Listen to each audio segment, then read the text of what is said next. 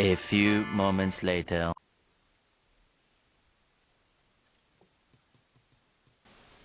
Je crois que c'est mon gâteau. Aujourd'hui, c'est mon anniversaire. Wouh. Voilà, j'avais pas de confetti, donc j'ai découpé un vieux bout de papier que j'ai trouvé sur mon bureau. Oui. On fait avec les moyens du bord. Salut à tous, on est donc le jeudi 17 juin, c'est mon anniversaire, je suis trop contente, c'est mieux que Noël. Tout simplement parce que, je vous explique le concept, j'ai fait une liste d'anniversaires avec toutes les choses que je veux. Bon, principalement, il y a à 98% que des livres, donc romans, bande dessinée, manga et tout. Et voilà, j'ai un petit budget, mes parents me donnent un petit peu, mon copain, mes beaux-parents, enfin bref, voilà. Et en fonction de ce que j'ai, bah, mon copain il choisit au hasard. Il n'y a pas de liste, il n'y a pas de blablabla, il n'y a pas de il n'y a pas de priorité, voilà. Il n'y a pas de sens, il n'y a pas de choses que je préfère plus que d'autres. Je ne donne aucune indication, comme ça, c'est une surprise totale. Et ce matin, donc j'ouvre mes cadeaux ce soir au repas. D'ailleurs, comme vous avez pu vous voir, j'ai filmé le frigo, j'ai trouvé mon gâteau d'anniversaire. Il n'a pas été fait maison, vaut mieux pas. Mais et il a pris quelque chose, je suis censée ne pas savoir. J'ai un peu senti le paquet, ça sent la fraise. Donc à mon avis, j'ai une tarte aux fraises. Voilà, une tartelette aux fraises, à mon avis. Trop chouette, j'adore ça. Sinon, j'ai reçu ce matin mon premier cadeau. Voilà, c'était une petite avance comme ça pour passer la journée, pour se donner du courage. Et j'ai eu la 25e heure de Feldrik Riva aux éditions donc HSN, c'est L'Homme sans nom. C'est une maison d'édition que j'ai découvert il n'y a pas longtemps. Et ma foi, c'est très chouette. J'aime beaucoup le travail éditorial. Regardez le dos, comme il est magnifique. Ici, je ne sais pas s'il va bien vouloir faire le focus. Ouais, je regarde un petit peu dans le retour, c'est vite fait. Et puis cette couverture magnifique. Donc ça c'est le tome 1. Est-ce que c'est une suite après? J'ai vu qu'il y avait un autre livre dans le même univers que la 25e heure qui était sorti. Et voilà, en tout cas, il existe un coffret qui est magnifique aussi. Moi j'ai le tome 1, donc je suis très contente. Je vais vous lire derrière le dos pour vous expliquer de quoi ça cause. Et accrochez-vous, vous allez voir, c'est trop bien. Décembre 1888, alors que le bon peuple de Paris s'interroge sur cette tour que l'impérieux Gustave Eiffel a fait édifier à grands frais, d'étranges rumeurs circulent dans les faubourgs de la capitale. Les morts parlent. Déjà rien que là, ça commence bien. Interpellé par la presse à ce sujet, le préfet de police, M. Henri Lauzet, tourne en ridicule les plaisanteries de quelques coquins. Ainsi parle-t-il devant le beau monde sous les feux électriques du parvis de l'Opéra Garnier. Mais, depuis l'ombre de ses cabinets, l'homme lance sur cette affaire les plus fins limiers de la République. Pendant ce temps, l'Académie des sciences en appelle à ses éminents savants pour que la pensée rationnelle, une fois pour toutes, triomphe des ténèbres de l'obscurantisme. Bah, si avec ça vous achetez pas. Je suis pas sponsorisée, hein, c'est juste, voilà, c'est coup de cœur pour la couverture, coup de cœur pour l'objet, le livre il est magnifique. Ça sent le neuf, c'est parfait. Et puis derrière, l'histoire a l'air hyper prometteuse. Les éditions L'Homme sans nom, j'ai vu que c'était eux. En fait, je les ai connus grâce à...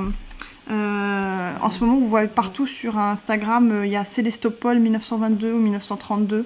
Ça a l'air super chouette. D'ailleurs, entre parenthèses, il est sur ma liste. On va voir si je vais l'avoir.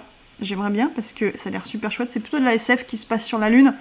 Et donc vous avez une cité sous un dôme, c'est un qui se passe sous la lune, sur la lune, et voilà, j'en sais pas plus, c'est un recueil de nouvelles, ça a l'air vraiment très chouette.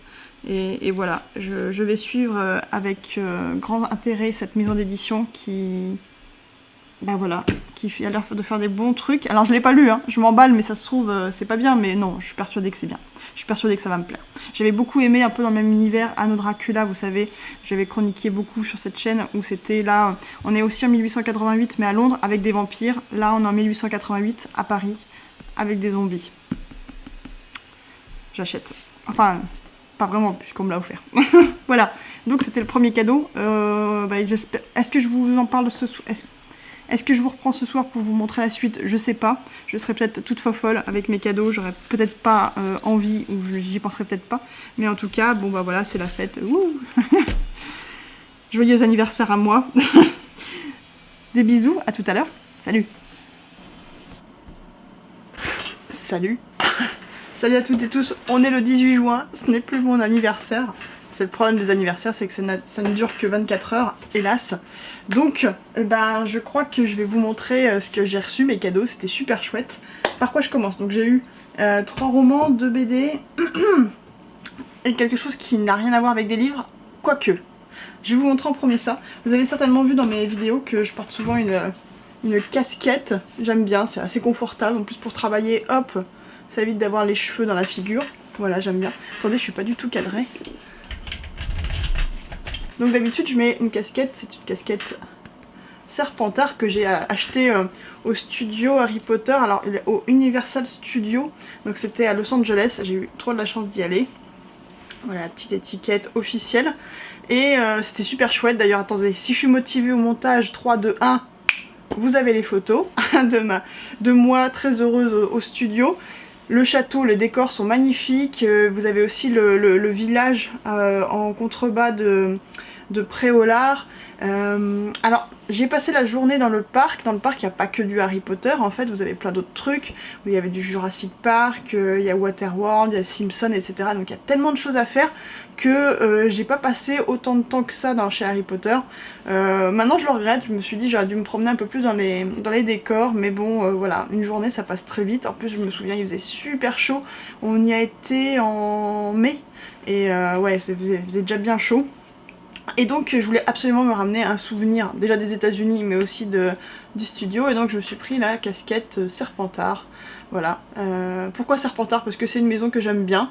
Après, à quelle maison j'appartiens, ça a toujours été The Question. J'aimais bien Gryffondor parce que bah, les héros sont à Gryffondor et tout, donc forcément il y a un capital sympathie qui est pas mal. Mais toutes mes amies, j'ai fait plein de tests, tout semble concorder que apparemment j'appartiens. Alors là, je vous montre la casquette que j'ai reçue à mon anniversaire. Apparemment, je suis Serre d'Aigle, voilà. Ce qui me plaît beaucoup, parce que j'aime bien la description de la maison. Le bleu, c'est très joli. Un petit corbeau, bah c'est cool. Donc là, vous avez, hop, je vous montre, c'est mon copain qui me l'a acheté. Je sais pas si vous la voyez, hop, elle est super sympa. Donc la casquette en plus elle est en velours. Hop, alors faut que je la fasse à ma tête parce que... Et j'ai un problème, je dois avoir soit j'ai des trop grandes oreilles ou j'ai un front trop bas. Mais quand je mets des casquettes, et bah, j'ai les oreilles qui dépassent. Donc hop, je suis obligée de... de tout mettre là-dedans. Et pour la blague, il y a une maison que j'aime un petit peu moins. Je pense que c'est à cause de l'animal qu'il représente. Je pense que vous l'avez deviné, je suis moins pouf-souffle, voilà. Ils ont des très bonnes valeurs, mais voilà, et mon copain me charrie souvent en me disant que je suis une pouf-souffle. Alors il y a des choses dans lesquelles le côté épicurien du pouf-souffle me correspond tout à fait, hein, la bouffe, s'amuser avec les amis et tout ça, voilà, ça me correspond. Par contre, voilà, il y a des choses, voilà, je pense que je suis une hybride Serre d'Aigle Serpentard. Bon, visiblement, je suis un peu plus Serre d'Aigle. Finalement, Gryffondor, le courage et tout, je suis pas sûre que j'irai au devant de grands dangers. Et pour la blague, mon copain m'a acheté la casquette aussi, pouf souffle. Alors, j'avoue qu'elle est très belle aussi. Le jaune, c'est ma couleur préférée. Donc, j'avoue que en général, les costumes, les cravates et tout, je trouve que les pouf souffles sont les plus jolis parce que bah, c'est en jaune, c'est en noir, je sais pas moi, ça m'attire l'œil.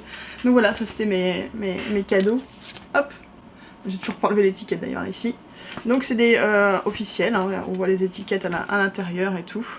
Et voilà, et ouais, voilà. Donc ça c'était mes cadeaux non livres, mais en rapport un peu avec les livres.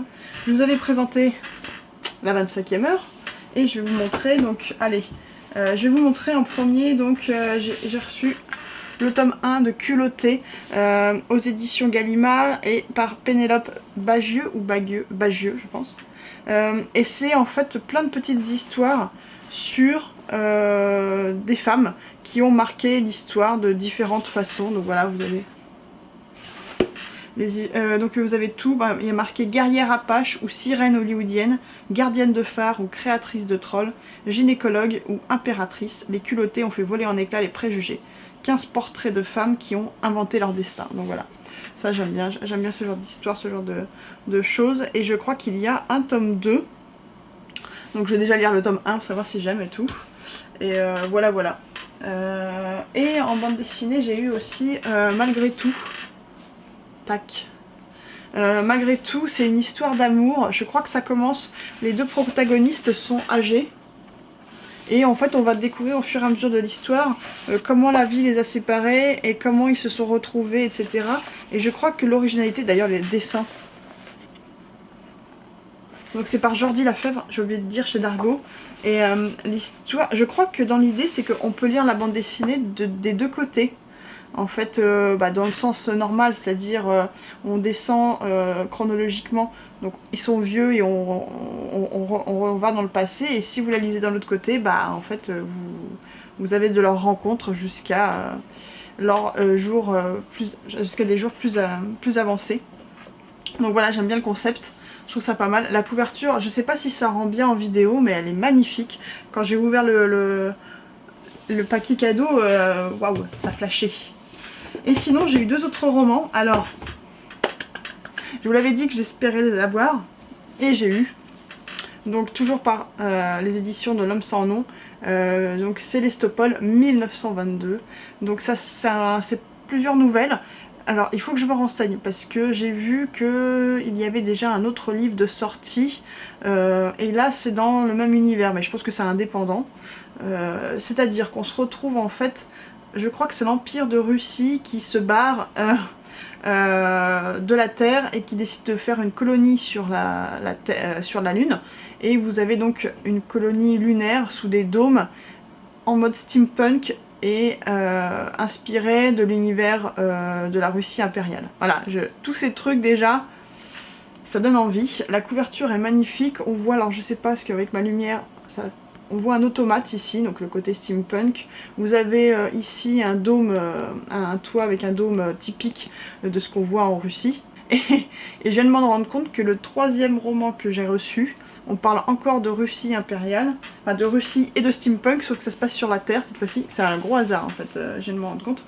C'est Le Grand Jeu chez Brajlon de Benjamin Lupu, ou Lupu. J'espère que je prononce bien. Et là, ça se passe, Constantinople est le théâtre d'un jeu d'espions sanglants. Le tsar est tombé et le nouvel empire russe est devenu la première dictature industrielle. Ses dirigeants géants, ses chars et ses exosquelettes à vapeur ont assis sa domination face à l'Alliance de l'Ouest. L'Empire ottoman est désormais l'objet de toutes les convoitises. C'est alors que le primat impérator russe s'apprête à restituer au sultan un diamant légendaire.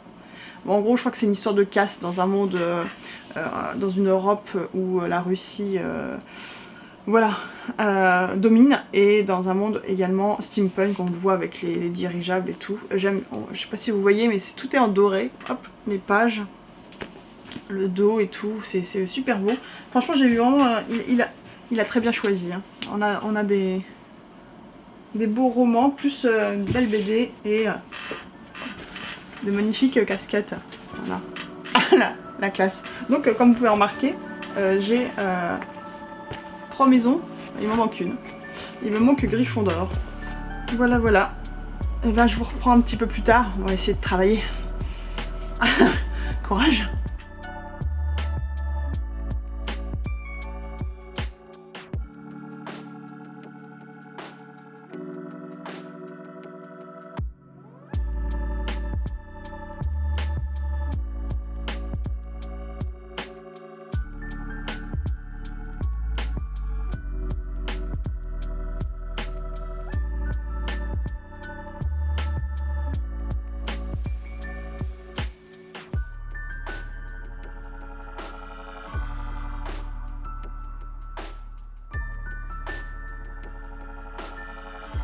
Ça va? Salut à tous, on est samedi soir, ouais, il doit être 20h, 21h.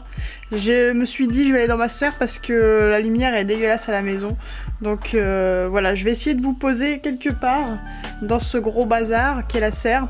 Je vous l'avais filmé il y a quelques mois, il n'y avait rien du tout dedans, et puis maintenant je vais vous montrer un petit peu. Je sais pas si vous voyez, mais voilà, c'est un petit peu poussé.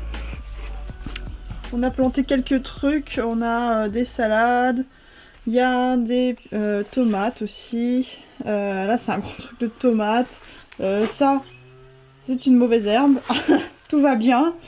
Des tomates, du céleri, des salades. des courges, on fait des essais mais c'est pas terrible. Voilà, je me balade dans ma serre. On a un peu, on a des salades encore à nouveau, des salades, non ça c'est des tomates. Waouh. Des salades, beaucoup de salades et des tomates, hein. C'est ce qui pousse bien dans la serre en général. La serre là comme vous pouvez voir c'est vraiment le bazar cette année, on n'a pas beaucoup de temps. Donc là on a des courges aussi, donc là ça je crois que c'est une aubergine ici, ça pousse pas. Voilà, bon après on est que en juin donc on sait jamais. Et ça c'est des radis qu'on fait monter en graines, parce que c'est plus des radis, c'est des betteraves. Attendez, faut que je vous montre ça, c'est gigantesque. Ah si je tombe pas, regardez-moi ce truc. Ah, attendez, je vous les voyez là. Je sais pas si vous vous rendez compte à côté de ma main. Bon bref, c'est gigantesque. Alors si je vous pose ici, c'est pas mal. Sauf que bah on me voit plus. Donc bon bah je vais essayer de filmer comme ça, sinon c'est pas grave. J'espère que vous allez bien, vous avez passé un bon samedi, moi ça va, c'était bien. Hier j'ai pu travailler un petit peu, j'aimerais bien vous faire une vidéo en vous parlant un peu de tous mes projets, mais pour l'instant c'est un peu fouillis. J'ai vu un truc bouger, j'espère que c'est pas un serpent. J'aime pas les serpents. Bref. Je crois que j'ai un crapaud en fait qui se balade et ça n'a rien à voir avec un serpent, mais il arrête pas de faire du bruit, de bouger les trucs et je suis pas rassurée. Donc oui, je fais plusieurs projets en ce moment de bande dessinée. J'ai des projets, donc j'en ai un qui est très bien avancé puisqu'il va être édité donc en 2022 chez Glénat, donc ça va être cool. Pour l'instant, je peux pas trop encore vous parler de trop, voilà, je peux juste vous donner un indice. Ça va parler un petit peu d'insectes. Voilà. Je peux pas vous en dire plus. Ensuite, j'ai un projet qui est en négociation chez un éditeur. Donc voilà, je peux pas vous en dire plus non plus pour l'instant, tout simplement, si je pourrais, mais bon, c'est pas très intéressant. Et j'ai 2 projets bande dessinée qui sont en ce moment, donc moi l'histoire j'ai fini, et j'ai trouvé 2 illustratrices, donc elles commencent à faire des croquis et tout, et ensuite on va envoyer un dossier, donc des dossiers aux éditeurs, donc voilà, ça prend du temps. Et sinon, je travaille aussi sur d'autres histoires que je développe, auxquelles je chercherai après plus tard en fait des dessinateurs. Et il y en a certains, je tenterai, c'est l'avantage d'être déjà édité dans certaines maisons d'édition, c'est qu'on peut se permettre de proposer des dossiers sans dessinateur, chose qu'au début on peut pas le faire, donc c'est sympa. Et je verrai ce que je fais. Donc voilà, plein de projets à plein d'échelles différentes, parce qu'il faut, parce que sinon il faut faire toujours plein de projets, parce que on sait pertinemment, c'est comme dans les romans, comme dans les albums jeunesse, que tout ne sera pas pris. C'est décevant, mais c'est comme ça, il faut jamais s'arrêter sur un nom, il faut retravailler son histoire, et parfois il faut pas hésiter à se dire, bon bah peut-être que mon histoire, soit en ce moment c'est pas dans l'air du temps, ou alors tout simplement elle est mauvaise. Voilà, on n'écrit pas que des choses bien malheureusement. Et ça va arriver, j'ai plus de noms que de oui, hein, donc voilà, faut pas se démoraliser sur des noms, parfois bah, c'est juste, c'était pas la bonne, et c'est au contraire, faut voir ça, faut voir les côtés positifs, faut dire que ce sont à chaque fois des bons entraînements pour la suite. Voilà, j'essaie de le voir comme ça, même si parfois c'est difficile, parce que c'est un métier en fait qui est chaud, parce que parfois, qui est très démoralisant, je trouve. On part en story time là, je commence à avoir mal au dos. Attendez, je vais m'enlever un petit peu. Donc ouais, c'est un métier parfois qui est assez démoralisant, parce que vous travaillez, vous mettez à écrire le matin, mais vous savez pas si votre histoire elle va être éditée, vous savez pas si vous allez être payé. Voilà. Et donc parfois ça donne pas envie d'écrire, on se dit de toute façon à quoi bon, ça marchera pas, j'ai que des noms et tout, et il y a des hauts, des bas. Il y a parfois, c'est bizarre, il y a des phases où en fait vous avez plein de projets qui passent, et il y en a d'autres, c'est rien du tout, et malheureusement c'est toujours comme ça, c'est que vous avez des très bons mois et des mois catastrophiques. Voilà, ça fait partie du métier, il faut le savoir. Si ça vous avez envie de vous lancer, écoutez, sachez que faut pas, même si vous avez, voilà, faut pas s'attendre forcément à ce que ce soit toujours plein de projets et tout. Il y a toujours des périodes de creux. Ouais, je me répète là. On va arrêter. Allez, j'ai déjà mal au bras. Sinon, voilà. de ce que je fais en ce moment au boulot et sinon en lecture. Alors, donc je vous ai présenté donc les livres. J'ai fini la BD Culottée, le tome 1. J'ai beaucoup aimé. J'aime bien, donc c'est pas mal. Donc ce sont des biographies de femmes qui ont marqué plus ou moins l'histoire, ça dépend, parce que vous avez par exemple Joséphine Baker qui elle a marqué, donc qui est connue, qui a marqué l'histoire, mais vous avez aussi des femmes qui sont vraiment inconnues au bataillon, mais pourtant qui ont œuvré en silence. Voilà, c'est plein d'histoires comme ça. Et sinon aussi j'ai fini Druide de Olivier Perru. Alors petite question, vous allez pouvoir peut-être me répondre, c'est bizarre, en fait tout le monde dit Olivier Perru, j'ai l'impression. Sur Babelio, il y a marqué Olivier Perru, et pourtant sur la couverture de Druide et de Martyr, donc sa saga, c'est Oliver Perru. Donc, est-ce que... je pense que la couverture de l'éditeur, elle, forcément, est plutôt dans le vrai. Donc, je pense que c'est plutôt Oliver Perru. Voilà. Petite question du samedi soir. Donc j'ai beaucoup aimé. C'est une trilogie... une trilogie, pas du tout. Ça fait penser à un thriller qui se passe dans un monde de fantasy. Vous avez un monde qui est divisé en 3. Vous avez au-dessus donc le nord avec les humains... oui, des humains. Où il y a 2 royaumes qui s'entendent moyennement. Vous avez ensuite une énorme forêt où vivent les druides.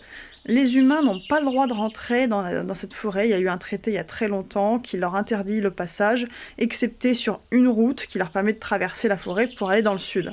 Et dans le sud, vous avez... Alors, c'est pas trop indiqué, mais c'est des nomades, et je pense que ça fait plutôt désertique. Donc voilà, pour moi, dans l'idée, c'était un peu un désert, quelque chose de très sec et tout. L'histoire, c'est que dans le nord, juste à la frontière avec la forêt, vous avez un massacre. Dans une forteresse, il y a plein de soldats qui meurent tout d'un coup. Personne n'a vu qui est le coupable. Et surtout, ils sont morts tous très rapidement, pratiquement en silence. Et c'est très étrange, ça sent un peu le paranormal. Et vous avez un druide qui est le héros de cette histoire et qui est appelé pour enquêter et savoir qu'est-ce qui s'est passé. Et à côté de ça, cette forteresse où les soldats sont morts, en fait, elle se trouve à un point stratégique sur la frontière entre les 2 royaumes. Et chacun va s'accuser en disant, voilà, non c'est toi, non c'est moi. et en fait, chaque royaume n'attend qu'une chose, c'est une opportunité pour se déclarer la guerre. Voilà, parce qu'il y a des prophéties comme quoi ce serait... Voilà. Donc le druide, lui, est persuadé que ça n'a rien à voir, qu'aucun des belligérants, enfin aucun des 2 côtés n'est responsable.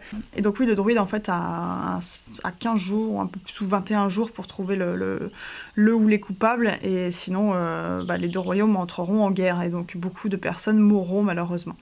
C'est pas mal, donc j'ai beaucoup aimé. J'ai l'impression qu'il y a quand même 2 parties dans ce livre. Il y a vraiment une première partie que j'ai vraiment beaucoup aimée, que j'ai dévorée, où on a les 4 personnes que l'on suit. Donc ce druide, il a 2 apprentis, et on a aussi, alors je peux pas vous dire c'est qui parce que je crois que je spoil un petit peu, mais une 4e personne que j'ai beaucoup aimée, un personnage vraiment atypique, très gris pour le coup.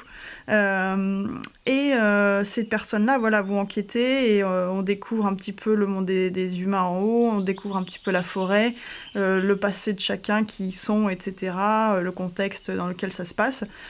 Et après, on bascule. Tout se passe principalement dans la 2e partie, dans la forêt, et on apprend en fait un peu qu'est-ce qui s'est passé il y a plusieurs années en arrière, qui pourrait être éventuellement responsable de ce qui s'est passé et tout.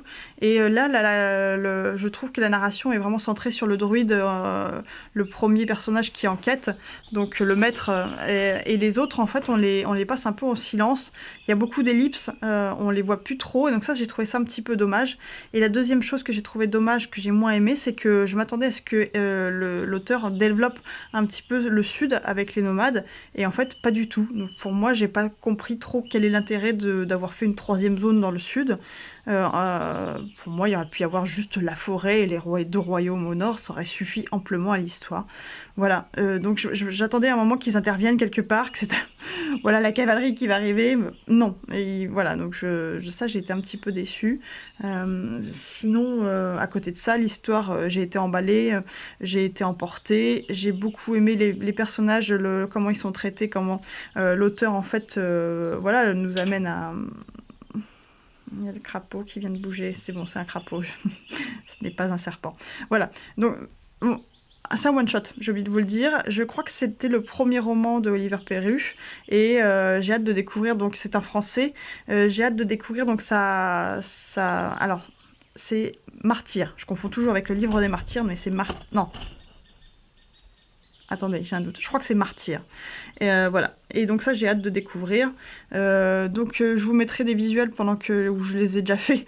Moi, je l'ai acheté en livre de poche. Si vous voulez Druide en grand format, c'est chaud. Vous l'aurez qu'en occasion parce que je crois que la maison d'édition, elle a fermé. Je sais plus c'est qui édité. Et en tout cas, ils sont un peu introuvables. Et si vous les cherchez, moi, je marche beaucoup sur Rakuten. Et si vous les cherchez en occasion en grand format, mais laisse tomber, quand on va te les vendre à 50 €, j'ai fait s'il vous plaît. Faut pas se foutre du monde non plus. Oui, je l'ai pris en poche, ça suffit. Mais c'est vrai, c'est dommage. Voilà. Mais écoutez, je vais refermer ce vlog, je crois, ici. J'espère que ça vous a plu.